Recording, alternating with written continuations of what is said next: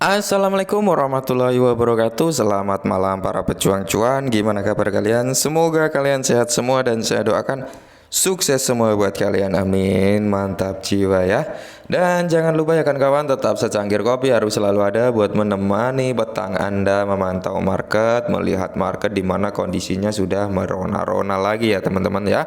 Untuk Bitcoinnya sendiri juga belum mampu untuk naik di atas 23 ribuan ya kan. Untuk Ethereum juga masih pergerakannya di area 1,8 ribu US dollar ya kan teman-teman. Maka dari itu market ya memang kondisinya meronta-ronta seperti ini gitu ya.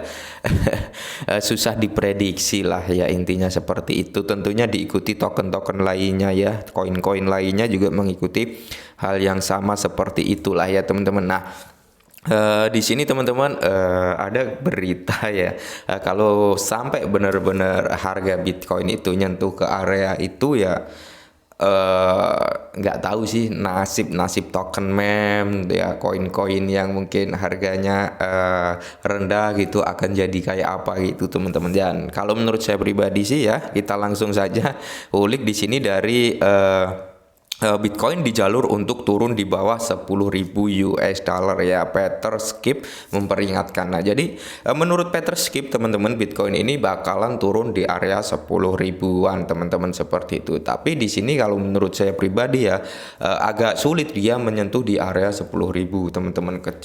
Kemungkinan sih di area 15 ya kan sampai 17 gitu teman-teman, paling rendah di area 15. Kalau menurut saya pribadi seperti itu. Tapi tidak menutup kemungkinan bisa juga nyentuh di area 10.000. Kenapa ya? Karena kita nggak ada yang bisa memprediksi secara pasti ya kan. Kalau ada yang bisa memprediksi secara pasti ya otomatis nggak akan ada orang yang sangkut di dunia perkriptoan teman-teman, dan semuanya pasti akan kaya. Karena apa? Dia bisa memprediksi secara pasti kok ini pasti gerakannya ke sini, pasti ke sini. Maka dari itu ya nggak ada yang bisa tahu secara pasti gitu teman-teman. Namanya prediksi ya kan. Nah, dan di sini Bookmap Peter Script percaya bahwa Bitcoin masih menuju lebih rendah meskipun pemulihannya mengesankan gitu ya. Untuk pemulihan Bitcoin memang agak mengesankan kemarin ya kan, area 24.900-an something gitu teman-teman, hampir menyentuh ke area 25.000 walaupun dibanting lagi ke bawah gitu ya kan. Nah, di sini teman-teman ya memang pergerakan itu banyak sekali yang memprediksi ya, dari orang-orang analis juga ya kan, dari pemain futur ya, scalping dan sebagainya, banyak yang memprediksi bahwasanya Bitcoin ini sebelum meneruskan penurunannya ke bottom gitu, karena kita nggak ada yang tahu bottomnya di berapa gitu ya, itu dia harus nyentuh di area 30.000 dulu katanya seperti itu. Di area 30.000 barulah di situ ada pembantingan yang cukup dalam, bahkan sampai ke 15.000 ke 10.000 yang memprediksikan aneh-aneh juga ke area 3.000 dan sebagainya teman-teman. Cuman kalau ke area 3.000 kayaknya sangat berat teman-teman, karena gini ya, biasanya kalau teman-teman memperhatikan penurunan daripada Bitcoin itu relatifnya itu setiap memasuki siklus 4 tahunan itu 80% teman-teman, mentoknya di 90% ya kan. Nah, di 80% Bitcoin ini teman-teman itu di area 17.000 itu sudah menyentuh di area 80% ya. Nah, kemungkinan sih mungkin di kepala 17.000 seperti itu, atau bahkan ada yang memprediksi juga bottomnya itu kemarin di area 17.600 itu sudah bottom gitu. Ada yang memprediksi juga seperti itu, tapi kita nggak ada yang tahu secara pasti. Nah, intinya tetap berhati-hati ya untuk token-token meme ya kan, seperti Shiba Inu, Dogecoin, Baby Doge, terus Breeze itu token micin ya dan sebagainya. Token-token micin itu teman-teman kalau memang sampai Bitcoin bisa nyentuh di area 10.000, kemungkinan besar mereka itu akan nambah banyak zero ya, kalau benar sampai ke area sini gitu. Tapi kalau menurut saya pribadi sulit untuk menyentuh ke area sini. Mungkin di area 15.000 17.000 itu sudah ditahan gitu teman-teman, kalau menurut saya pribadi ya. Jadi ya kalau antisipasi ya perlu gitu kan. Nah, saat-saat seperti ini itu enaknya jangan pernah all in masuk ya untuk beli token-token 10 besar ya kan, atau token-token meme atau token-token micin dan sebagainya gitu. Kalau 10 besar DCI, token-token meme juga DCI gitu teman-teman, token micin juga DCI. Kenapa?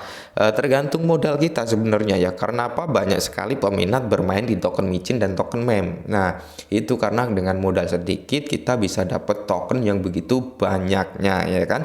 Dan di situ pun targetnya kan masing-masing ya teman-teman. Modal dikit, targetnya maksudnya dapat token banyak, memiliki target mungkin dijual naik 100%, 200%, 1000%, itu tidak bukan hal mustahil teman-teman di token micin dan token meme. Maka dari itu banyak sekali orang yang bermain di token meme. Beda halnya di token-token yang sudah masuk top rank ya teman-teman. Itu kenaikannya paling ya sekitar 20%, 10% gitu teman-teman. Itu pun kita memerlukan modal yang banyak seperti itu. Maka dari itulah yang bermain token micin itu ya pemain retail, paus, ya cukong dan sebagainya banyak. Karena di sini token-token micin itu digoreng terus oleh para paus, oleh para bandar dan sebagainya gitu teman-teman. Nah, jadi di sini ya investor terkemuka yang telah bearish pada cryptocurrency terbesar di dunia sejak 2011 menggambarkan cryptocurrency terbesar sebagai skema bodoh yang lebih besar.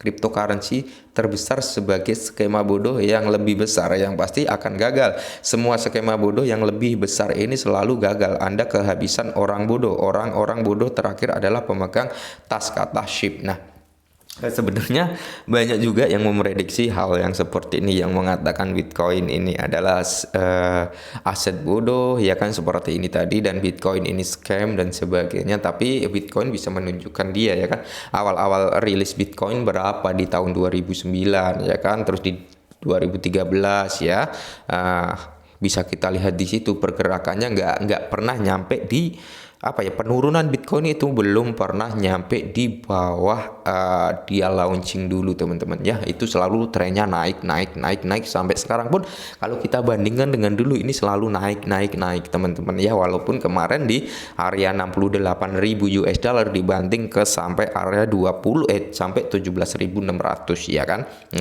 Nah jadi kalau menurut saya pribadi sih ya, untuk area ke situ kayaknya berat. Kalau sampai nyampe ke area 10.000, waduh ya kiamat token meme gitu, bisa dikatakan kayak gitu teman-teman ya. Hancur token meme, token micin ya kan, Shiba, Breeze, Baby Doge, Saitama, Yoshi ya kan, banyak lagi lah token-token micin, token-token meme yang lain yang akan hancur jika nyampe nyentuh di sini. Nah, jadi buat teman-teman semua, kalau menurut saya pribadi tetap santai saja, tetap jangan termakan informasi yang menurut kalian bakal hancur dan sebagainya. Enggak, kalau menurut saya pribadi cryptocurrency ini akan terus bertahan karena dia diciptakan untuk melawan arus uang fiat sebenarnya, seperti itu. Karena terjadinya inflasi dulu Bitcoin diciptakan ya kan, dan ya sampai sekarang ini masih bertahan gitu. Kalau menurut saya ini masih memiliki potensi yang sangat panjang ya kan, dunia cryptocurrency. Dan mungkin ini dulu perihal